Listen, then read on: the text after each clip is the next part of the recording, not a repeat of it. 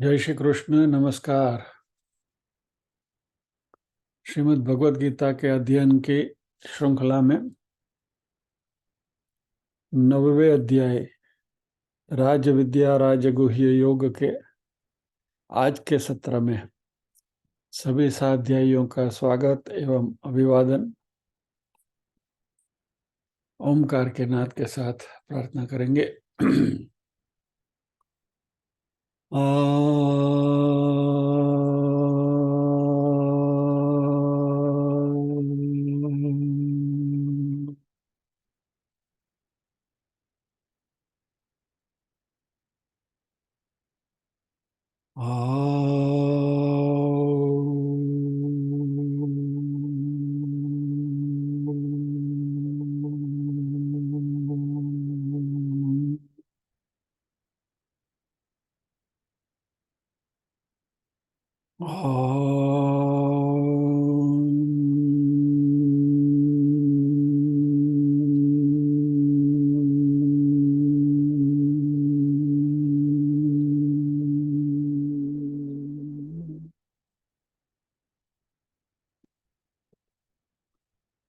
वक्रतुंड महाकाय सूर्यकोटि समप्रभा निर्विघ्नं कुरु मे देव सर्वकार्येषु सर्वदा। या कुन्देन्दु तुषारहारधवला या शुभ्रवस्त्रावृता या वीणावरदण्डमण्डितकरा या श्वेतपद्मासना या ब्रह्माच्युतशङ्कर प्रभृतिभिर्देवैः सदा वन्दिता सा मां पातु सरस्वती भगवती निःशेषजाड्यापहा।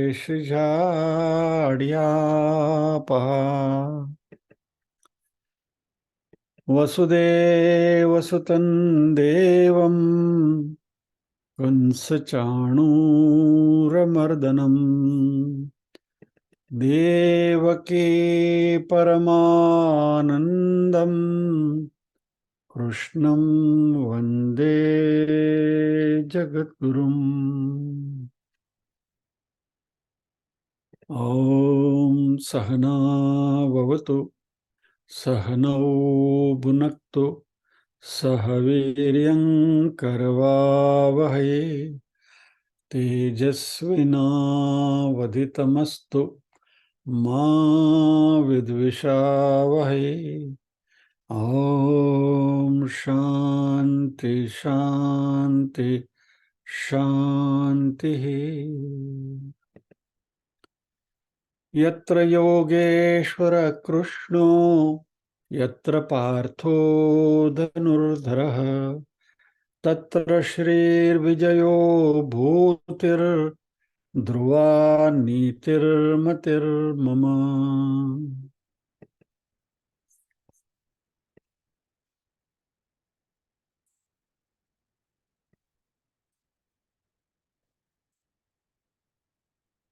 नीरूबेन से अनुरोध करेंगे कि बहन पारायण करेंगे।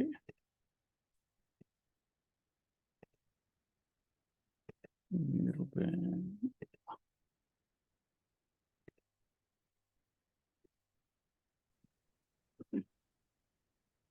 1 से 12। ओम श्री परमात्मने नमः। राजविद्या राजगुह्य योगो नाम अथ नवमोऽध्यायः। श्री भगवानुवाच इदं तु ते गुह्यतमं प्रवक्ष्याम्यनसूयवे। ज्ञानं विज्ञानसहितं यज्ञात्वा मोक्षसे शुभात्। राजविद्या राजगुह्यं पवित्रमिदमुत्तमम्। प्रत्यक्षावगमं धर्म्यं सुसुखं कर्तुमव्ययम्। अश्रद्धानः पुरुषा धर्मस्यास्य परन्तप। अप्राप्य मां निवर्तन्ते मृत्युसंसारवर्त्मनि। मया ततमिदं सर्वं जगदव्यक्तमूर्तिना मत्स्थानि सर्वभूतानि न चाहं तेष्वस्थितः। न च मत्स्थानि भूतानि पश्य मे योगमैश्वरम्।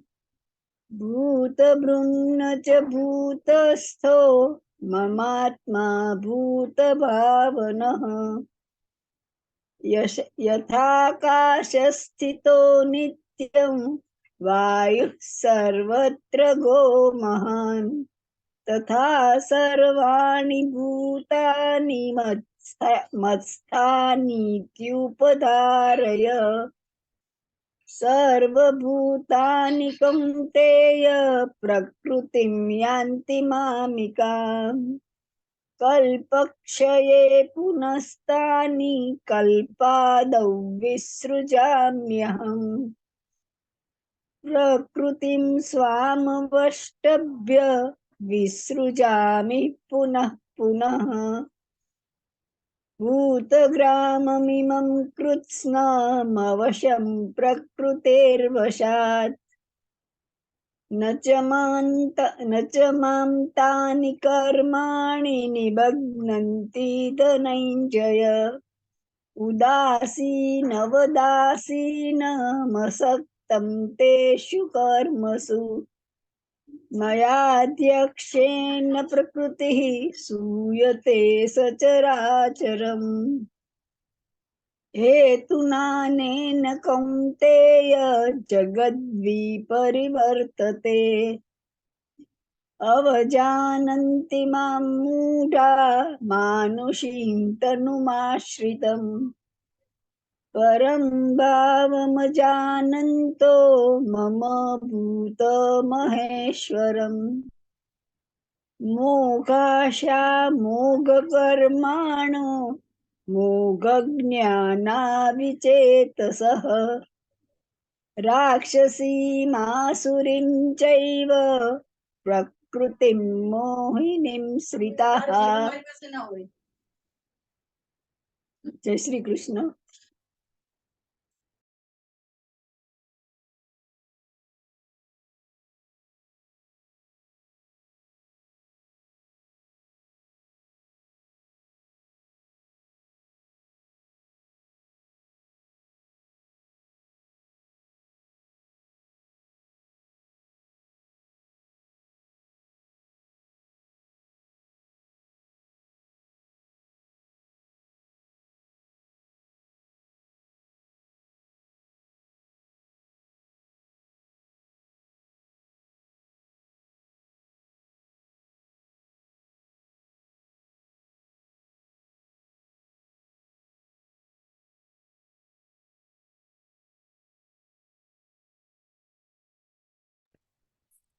इस श्लोक के ऊपर हमारा अध्ययन चल रहा है। मोगाशा मोग कर्माणो मोग ज्ञाना विचेतसः राक्षसीम आसुरीम चैव प्रकृतिम मोहिनीम शिताः। मोगाशा यानी गलत प्रकार की एक्सपेक्टेशन, वृथा आशा। मोग कर्माण गलत कर्म। मोग ज्ञाना गलत प्रकार का ज्ञान। विचेतस अज्ञानी लोग। राक्षसीम यानी कि राक्षसों जैसे, और आसुरीम यानी असुरों के जैसे। मोहिनीम यानी मोहित करने वाले। प्रकृतिम स्वभाव को ही धारण किए हुए हैं, यानी ये व्यर्थ आशा, व्यर्थ कर्म और व्यर्थ ज्ञान वाले विक्षिप्त चित्त अज्ञानी जन राक्षसी, आसुरी और मोहिनी स्वभाव को ही धारण किए रहते हैं। This was just to recapitulate the श्लोक।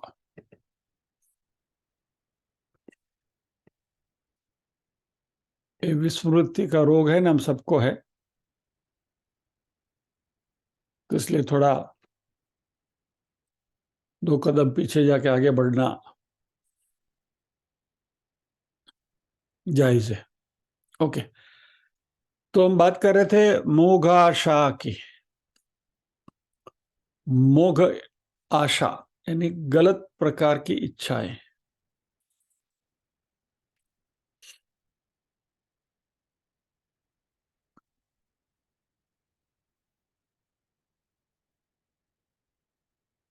और ऐसे लोगों की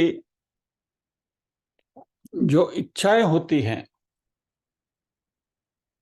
वो कुछ अजीब प्रकार की होती हैं और मोह पमाने वाली इच्छाएं होती हैं। मोह यानी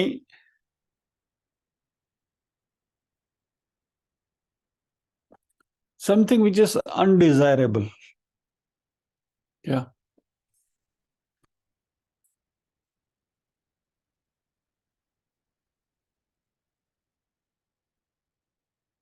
और ये अनडिजायरेबल एलिमेंट की वजह से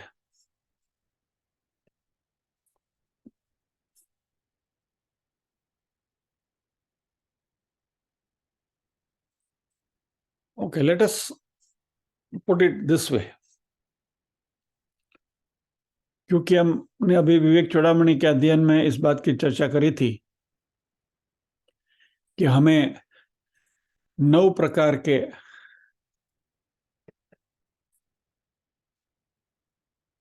आशीर्वाद की जरूरत है मुक्ति के लिए, और उसमें सबसे पहला जो हमें दिया गया है या तो हमें मिला है वो नर जन्म की। तो ये नर जन्म का जो आशीर्वाद है उस आशीर्वाद को तो हम गवा ही बैठते हैं गलत प्रकार की अपेक्षाओं की वजह से। क्या? यानी अननेसेसरी डिजायर्स, जो बोलते हैं दिवा स्वप्न, day light dreaming, day dreaming वगैरह, शेख चली, समझ लो ना, इस प्रकार के लोग। तो मनुष्य जीवन को ही हम गवा बैठते हैं और उसकी वजह से, क्योंकि हमारी अपेक्षाएं गलत हैं, इसकी वजह से हम जो कर्म करते हैं वो भी गलत होंगे। मोघ कर्माण। और इसलिए उनको जो चाहिए वो उनको नहीं मिलेगा, क्योंकि उनकी जो एक्सपेक्टेशंस है वो गलत है। और ये दोनों चीजों की फलश्रुति क्या होगी? तीसरे अध्याय के 37वें श्लोक में भगवान ने हमें बताया था, काम एष क्रोध एष रजो गुण समुद्भव महाशनो महापाप्मा विद्धि एनामिह वैरिणम। काम और क्रोध रजोगुण से उत्पन्न हुए हैं और ये बहुत खादेड़ हैं, महाशनो। यानी ये काम और क्रोध जो है उनका कैरेक्टरिस्टिक ऐसा है, लाव लाव लाव की वृत्ति बनी रहती है। और इसलिए भगवान ने तीसरे अध्याय में 37वें श्लोक में मैं आगाह किया था कि विद्धि एनम इह वैरिणम। यह यानी कि संसार में इनको अपने वैरी मानो, consider them as your adversaries.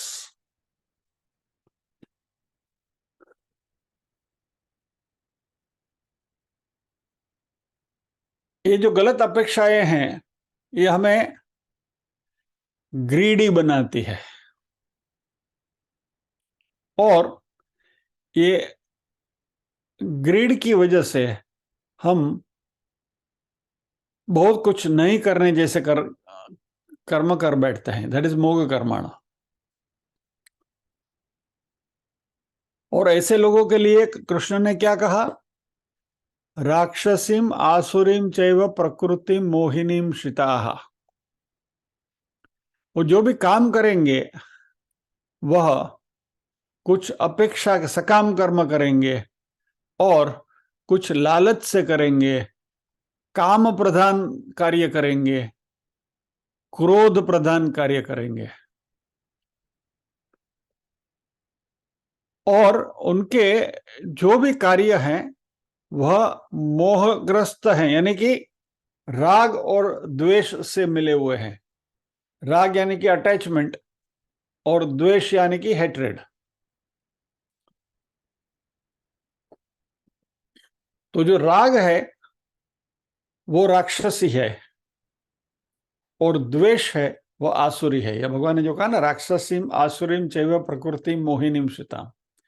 तो ये जो मोह पमाने वाली जो प्रकृति है उसके जो दो कैरेक्टरिस्टिक्स हैं वो है राक्षसी और आसुरी, यानी राग और द्वेष रिस्पेक्टिवली। अभी जिनकी प्रकृति राग प्रधान है वो क्या करेंगे, गलत तरीके से अपनी इच्छाओं को परितृप्त करने की कोशिश करेंगे, यानी they will resort to illegal unwanted means. इच्छाएं बहुत है और जो सही तरीके हैं उनका प्रयोग करके या तो उनको अपना के वो अपनी इच्छाओं की तृप्ति नहीं कर सकते। तो क्या होगा, मान लीजिए कि अभी हमारे में से किसी को मन में इच्छा हुई कि अब मुझे रोल्स रॉयस गाड़ी लेनी है। अभी रोल्स रॉयस बहुत महंगी गाड़ी है, करोड़ रुपए की गाड़ी आती है। अभी वो इच्छा हो गई, डिजायर हो गई, कामना हो गई, और फिर क्या होता है, वो गाना था ना, आमदनी अठन्नी रुपये खर्चा रुपया। ये हालत हो जाती है कि हमारे पास रिसोर्सेस नहीं है और हमारी इच्छाएं बड़ी हैं। तो फिर क्या करेंगे, we will resort to illegal means. और ये जो करप्शन की जननी जो है वह यह अतृप्त इच्छाएं हैं। ये हमारे सरकारी कर्मचारी वगैरह लोगों को हम कोसते हैं कि भाई they are corrupt and all that. और इन सब के पीछे रीजन क्या है, उनकी अतृप्त इच्छाएं, कि बहुत सारी डिजायर्स हैं लेकिन सामने आमदनी नहीं है, तो वह गलत तरीकों से अपनी आमदनी बढ़ाने की कोशिश करते हैं।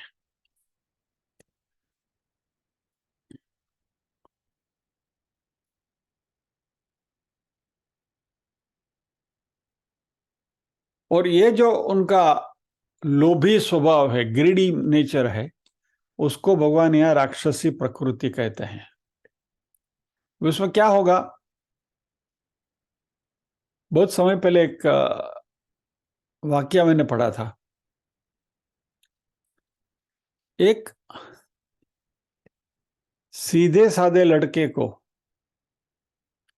म्युनिसिपैलिटी में नौकरी मिल गई। बहुत पुराने जमाने की बात है। तो उस जमाने में क्या, वो ऊपर कोट पहनते थे, जैकेट पहनते थे वगैरह, उनका परिवेश रहा करता था। तो वो जो लड़का है उसने म्युनिसिपैलिटी में अपना काम करना शुरू किया। और फिर क्या होता है कि वो गर्मी वर्मी होती है तो जैकेट निकाल के अपनी कुर्सी पे टांग देता था। और फिर बाद में एक बार जब ये घर गया तो जैकेट की जेब वगैरह देखने लगा, तो जेब के अंदर एक एनवेलप पड़ा था। देखा था एनवेलप में पैसे हैं। अभी उसको वो परेशान कि भाई ये पैसा आया कहाँ से, एनवेलप कहाँ से आया, मैंने तो किसी से पैसे लिए नहीं है। और ये सिलसिला रोज चलता रहा। रोज शाम को घर जावे और जैकेट की जेब में एक छोटा मोटा एनवेलप मिले जिसमें वो ऐसा कुछ भी पैसे रहते थे। तो 2-3 दिन जाने के बाद उसने अपने एक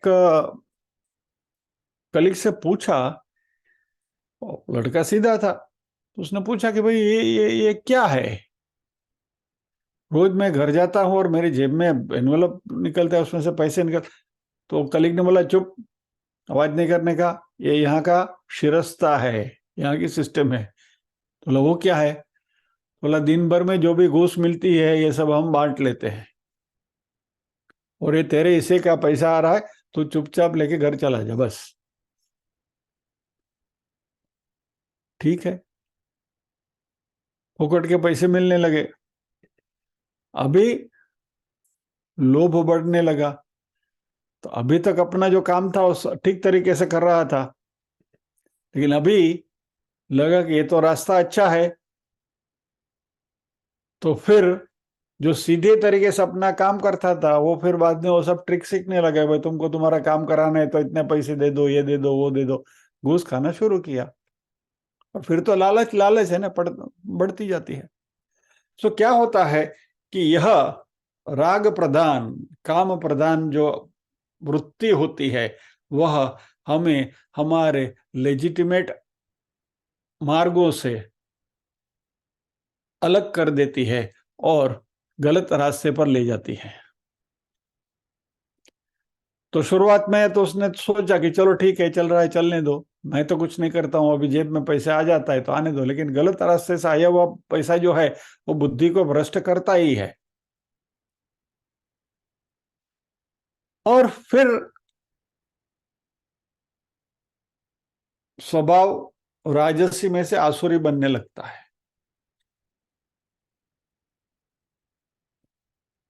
मान लीजिए कि कोई बड़े उद्योगपति है, उसमें ये लालच बनी कि मैं बहुत बड़ा उद्योगपति बन जाऊं, और ये ग्रिड बढ़ने लगी। तो पहले तो ये सब अनडिजायरेबल मेथड से गवर्नमेंट में पैसे खिलाकर, घूस देकर, ये करके वो करके अपना काम कर लेते थे, करवा लेते थे, और अपना कारोबार बढ़ाते रहते थे। अब ये हुई राक्षसी प्रवृत्ति, वो गेट योर थिंग्स डन। और तभी ये राक्षसी प्रवृत्ति में संतोष क्या मान लेते थे, ये यहाँ की सिस्टम है, we are making use of the system, या हम कुछ गलत नहीं कर रहे हैं, ऐसा उनके मन में भाव आने लगता है। अभी लोग पैसे खाकर काम करते हैं तो उनको पैसा दे काम करवा लेते हैं। इनकम टैक्स में, सेल्स टैक्स में, सभी जगह पर this has become a norm कि भाई सेल्स टैक्स का रजिस्ट्रेशन लेना है तो जो फाइल लेके जाते हैं उसके अंदर एनवेलप रखना पड़ता है, वो सिस्टम है, हो जाता है। वो उसके वापस रेट्स भी मुकर्रर किए हुए होते हैं कि ये काम के इतने, ये काम के इतने, चलता रहता है। अब ये उद्योगपति जो है वो बड़े हैं, बड़ा बड़ा अपना काम करवा के लेते हैं सरकारी अफसरों को घूस देकर। लोभ बढ़ने लगा और मुझे आगे बढ़ना है, तो फिर अभी क्या, मेरे काम के बीच में जो विघ्न डालता है उसको भी मैं बाजू करूं, यानी कि I want to get rid of my competitors. क्योंकि मार्केट में कट थ्रोट कंपटीशन होती है, तो दूसरा मेरे से आगे न निकल जाए, इसके लिए फिर द्वेष शुरू होता है। और ये द्वेष की वजह से अभी तक जो काम था, डिजायर जो थी, इट गेट्स कन्वर्टेड इनटू क्रोध। और इस क्रोध की वजह से वह और भी गलत काम करने लगते हैं। अभी हमारे शास्त्रों ने हमें क्या सिखाया है, गृहस्थियों को क्या करना चाहिए, पंच महायज्ञ, बराबर।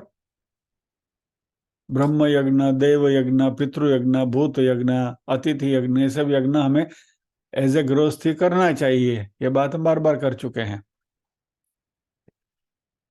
लेकिन ये जो नित्य नैमित्तिक कर्म जो हैं वह छूट जाएंगे, क्योंकि अभी ये सब इकट्ठा करने में, ये सब करने के लिए समय नहीं है, नो टाइम। यानी जो सत्प्रवृत्ति हम करते थे, जो अच्छी प्रवृत्ति हम करते थे, वो धीरे धीरे कम होने लगती है, because we don't have time to earn money. पैसे कमाने के लिए समय नहीं है।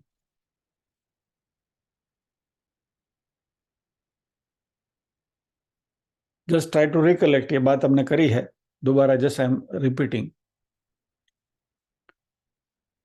कि हमारे चार पुरुषार्थ, धर्म अर्थ काम और मोक्ष, बराबर, दिन के 24 घंटे, उसमें से मान लीजिए कि 8 घंटे आपको सोने में गए, 16 घंटे बचे। 16 घंटे में तुमको ये 4 पुरुषार्थ करने, धर्म अर्थ काम और मोक्ष, तो 4-4 घंटे देना चाहिए, बराबर। तो अभी अर्थ और काम की जो प्रकृति है वो डिमांड्स मोर टाइम, उसके लिए ज्यादा समय चाहिए। तो सबसे पहले कुर्बानी किसकी होती है? मोक्ष पुरुषार्थ की। भगवत गीता के क्लास में नहीं जाएंगे, चलेगा, that is the least priority, उसको काटो पहले।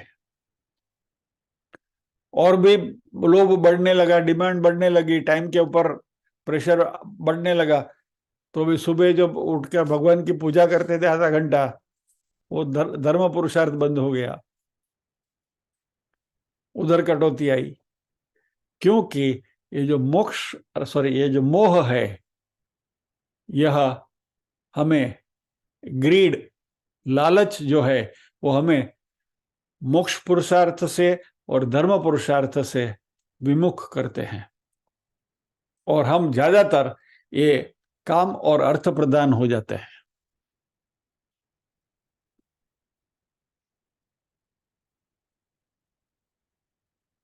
तो क्या होता है कि जो शास्त्र ने बताए हुए काम करने के बजाय शास्त्र ने जो निषेध किए हैं वैसे काम ज्यादा करने लगते हैं।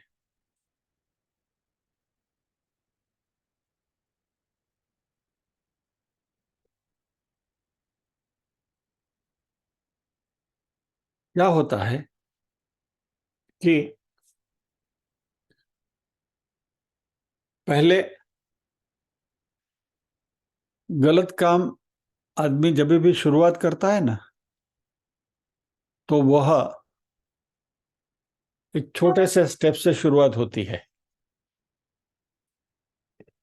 जैसे वो म्यूनसिपालिटी के वो लड़के की एग्जाम्पल दिया ना, ऐसा, ठीक है, गलत है, चलने दो, क्या फर्क पड़ता है, मैंने तो कुछ गलत नहीं किया। फिर धीरे धीरे उसमें लालच बढ़ता है। शुरुआत में क्या था? हमारी बुद्धि हमें कहती थी कि भाई ये गलत हो रहा है, ये नहीं होना चाहिए। लेकिन अर्थ काम का पुरुषार्थ इतना प्रबल होता है, डिजायर्स इतनी प्रबल होती है कि बुद्धि की बात हम अनसुनी करने लगते हैं और नजरअंदाज करने लगते हैं। इसकी वजह से क्या है, हम और भी ज्यादा काम गलत करने लगते हैं। भाई बुद्धि तो बुद्धि है, तो बुद्धि हमेशा हम जो भी करेंगे उसको जस्टिफाई करने का कार्य करेगी। It will keep on justifying whatever we are doing. और ये हमारा डिस्क्रिमिनेशन जो है, सेंस ऑफ डिस्क्रिमिनेशन, धीरे धीरे कम होता जाएगा, लालच बढ़ती जाएगी, गलत कर्म बढ़ते जाएंगे, और ये जो क्रिमिनल्स हैं वो ऐसे ही पैदा होते हैं। शुरू में कुछ गलत काम किया तो अंतरात्मा अंदर से पुकारता है क्या, लेकिन धीरे धीरे वो आवाज कम होती जा रही है और फिर जीवन के जो सिद्धांत है उससे हम कॉम्प्रोमाइज करने लगते हैं।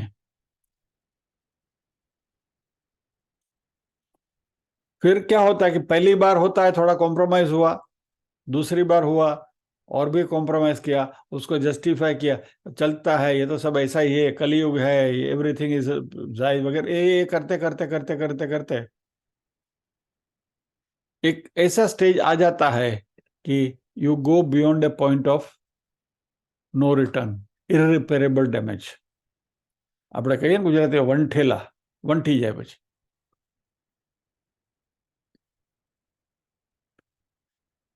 ये लव जिहाद जो सक्सेस हुई उसका रीजन यही है।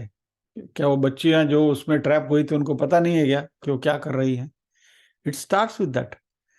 कॉन्शियस आपको सताती तो है कि भाई गलत हो रहा है, फिर भी धीरे धीरे धीरे धीरे यू स्टार्ट जस्टिफाइंग इट, क्योंकि दैट इज अ काम प्रधान एक्शन, और काम इतना बलवत्तर हो जाता है कि जो सच्ची बात है वो दिमाग में आती नहीं है। एक कहानी पढ़ी थी मैंने बचपन में। एक बच्चा, स्कूल का बच्चा, 12-15 साल का एक बच्चा बहुत बड़ी चोरी करते हुए पकड़ा गया और बहुत बड़ा अपराध कर दिया उसने, और उसके सामने कोर्ट में मुकदमा चला और उसने अपराध, इतना जघन्य अपराध कर दिया था कि न्यायाधीश को उसे फांसी की सजा सुनाने की नौबत आई। और न्यायाधीश ने उसको फांसी की सजा सुनाने से पहले उस लड़के से पूछा कि तुम्हारी कोई आखिरी इच्छा है क्या? तो लड़के ने बोला कि हाँ, मेरी एक इच्छा है। तो बोला क्या? मुझे मेरी माँ से मिलना है।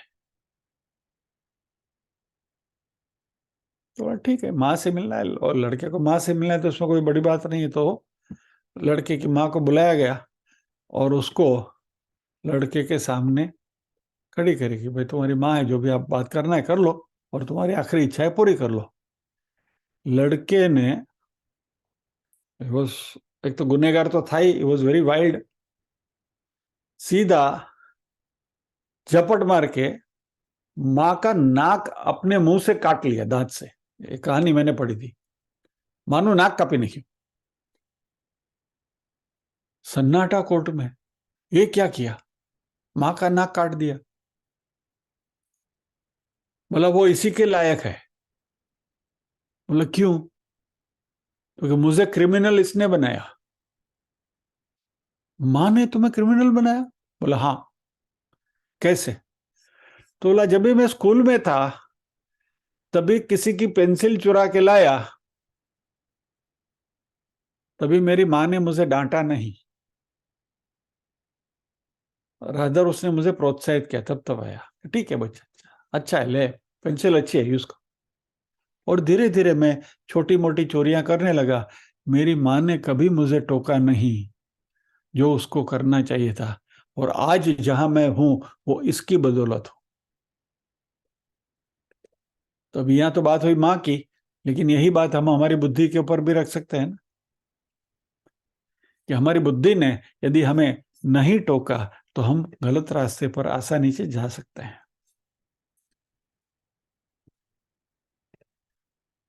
एक बहुत अच्छा सुभाषित है,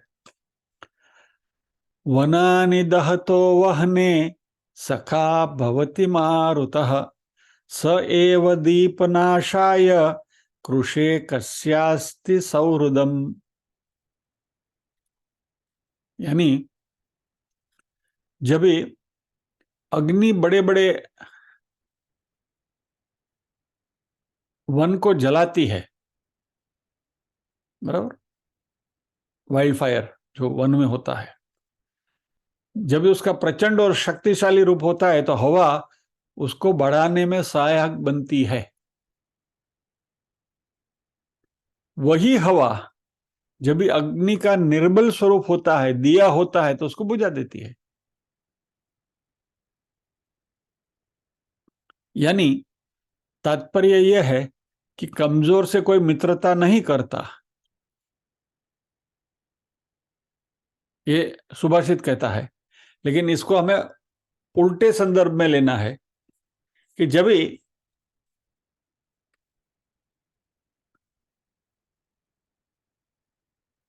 वाइल्ड फायर है, दावानल है, तो वहां पवन उस अग्नि का सहायक बनकर, उसका मित्र बनकर जाता है, और वही वही हवा दिए की लौ है छोटी सी, उसको बुझा देता है। तो धीरे धीरे क्या होता है कि if you can not defeat your enemy, you join them. यानी मन में जब भी गलत बात आती है तो आप उसको टाल नहीं सकते, तो उसको जस्टिफाई करते हैं।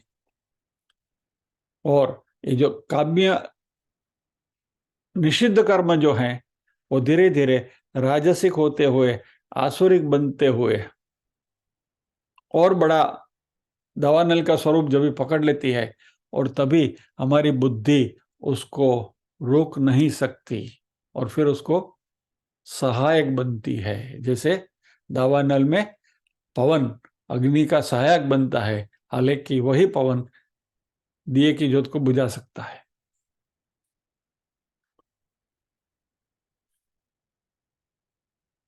और ऐसे लोग की जो वृत्तियां हैं, वे ऐसे दावानल के रूप में उनके सामने आती है और इनको गलत रास्ते पर ले जाती है।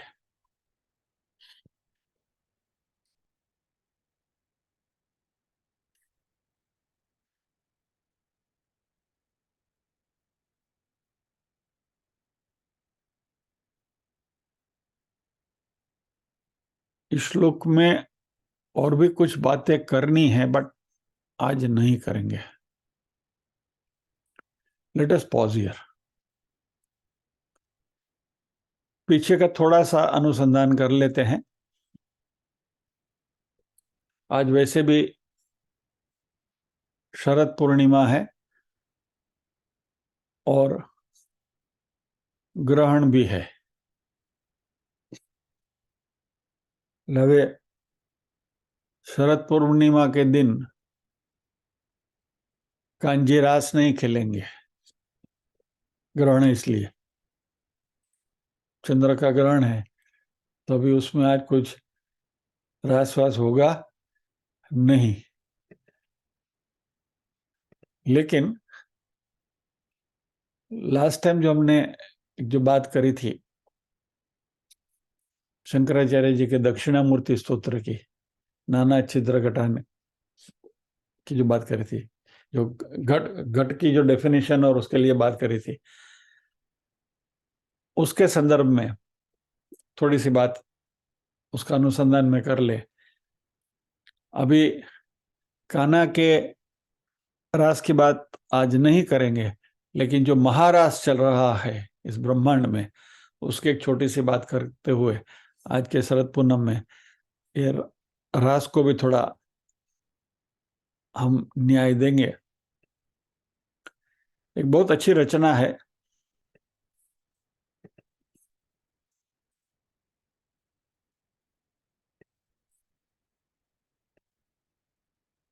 गुजरात के एक बहुत प्रसिद्ध कवि भाणदास की। इस कवि की मजेदार बात यह है कि इन्होंने और कोई रचना करी है कि नहीं मालूम नहीं है, लेकिन एक रचना उन्होंने करी है और इतनी प्रसिद्ध हो गई है कि एचएमवी वालों को इसकी रिकॉर्ड भी बनानी पड़ी। एक बहुत अच्छा काव्य संग्रह मिला मुझे। इसमें बहुत सारे कवियों की, गुजराती कवियों की रचनाएं हैं, और भाणदास के नाम पे मात्र एक ही रचना है, और ये है जो महारास चल रहा है। गगन मंडलनी गागरडी गुण गर्भी रे, तेणे रमे भवानी रास गाओ गुण गर्भी रे। समझ it is easy to understand. गगन मंडल की गागड़, ये जो पूरा विश्व है, ब्रह्मांड जो है वो गरबा है, और उसमें भवानी का रास चल रहा है, और उसमें दिनमणि सूर्य दीपक करियो गुण गर्भीरे। तो गरबा का अंदर जो दिया रहता है वह सूर्य है। माही चंद्र तरणो प्रकाश गाँव गुण, यानी कि सूर्य और चंद्र का प्रकाश है। पृथ्वी पात्रतः कोड़ियों, पृथ्वी को ऊपर ढक्कन रखा है कोड़ियों, यानी कि सात सागर तेल भरियो गुण गर्भीरे, 7 सागरों का तेल उसमें भरा हुआ है। माही मुक्ता फल चोफेर, आद्य शक्ति अव्यक्त तनी गुण गर्भीरे, रमे रसाड़ो रास गाओ गुण गर्भीरे, 14 लोक मोह पामिया गुण गर्भीरे, एम कहे बाणदास गाओ गुण गर्भीरे। ब्रह्मांड में जो महारास चल रहा है, सतत चल रहा है, उसकी एक झांकी है। तो कौमुदी मुंशी के स्वर में इस रचना को हम सुनते हैं।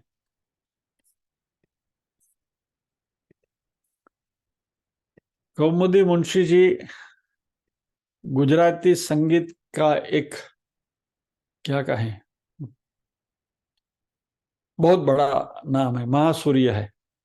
एक एक एक पूरा युग हो गया गुजराती गीतों में। उनकी मीठी आवाज में इसको सुनते हैं।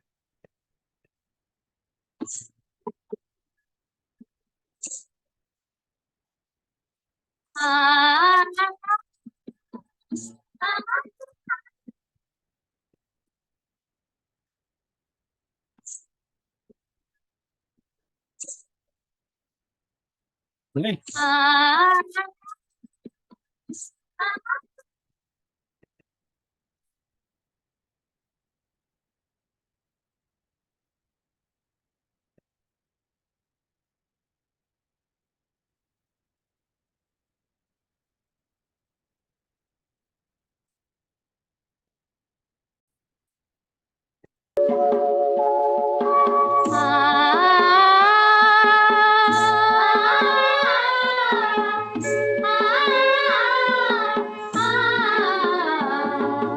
गगन मंडलनी गागरडी गुण गर्भीरे, गगन मंडलनी गागरडी गुण गर्भीरे, तेणी रामी भवानी रास गाऊ गुण गर्भीरे, दीनमणि सूरज दीपक कार्यो गुण माही चंद्रा तारो प्रकाश गाऊ गुण गर्भीरे।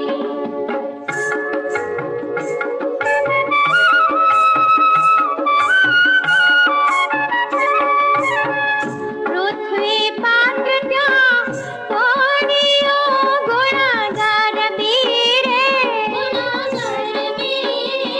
एनी वाती पर्वत में गाऊ गुण गर्भीरे, साते सागर तेला भर्यो गुण गर्भीरे, माही मुगता फल चूफेर गाऊ गुण गर्भीरे।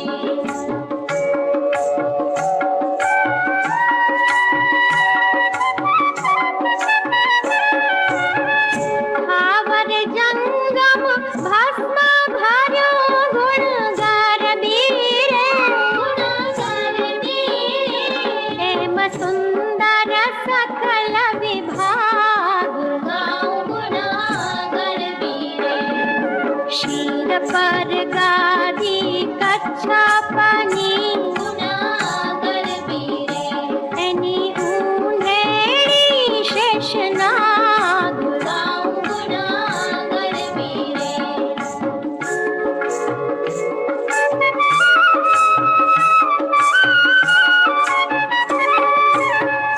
आदि शक्ति अभिगत तणी गुण गर्भीरे,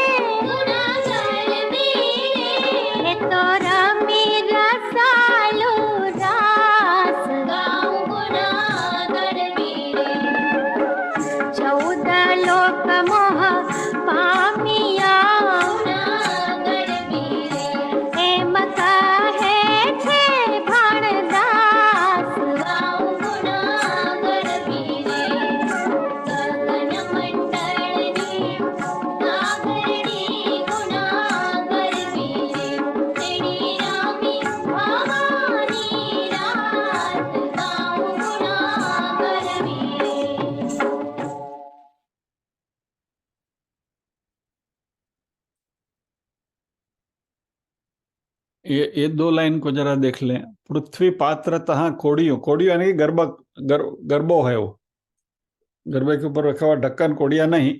अब ये सुनते सुनते बत्ती हुई। पृथ्वी पात्रतः कोड़ियों, पृथ्वी जो है वो गर्भा है। बाती पर्वत में, मेरू पर्वत जो है वो बीच में बाती है।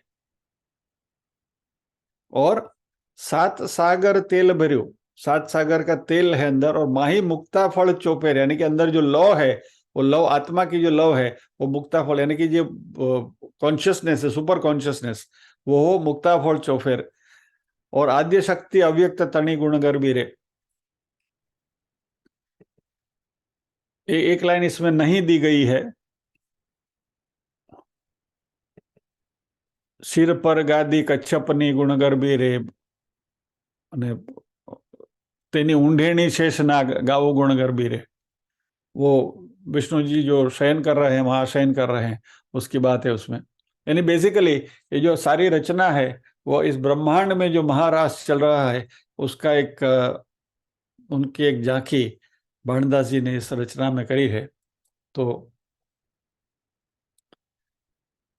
आज इस रास की बात के साथ आज की बात को हम यहाँ विराम देंगे।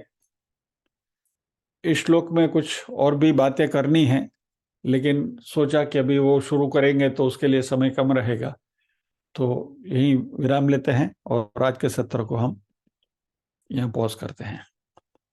प्रार्थना करेंगे।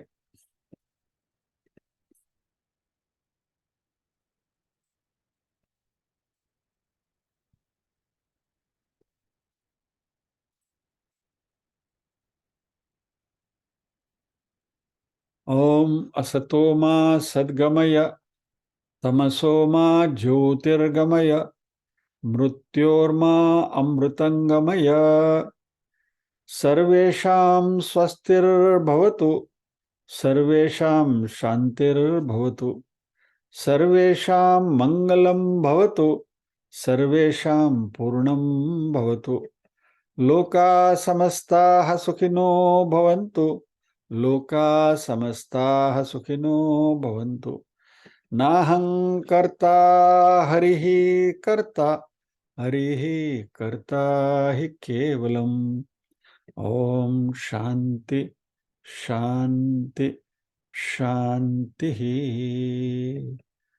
सभी के हृदय कमल में विराजमान परम कृपालु परमात्मा को वंदन करते हुए आज के सत्र को विराम देते हैं। अगले शनिवार फिर मिलेंगे इसी श्लोक के साथ। जय श्री कृष्ण।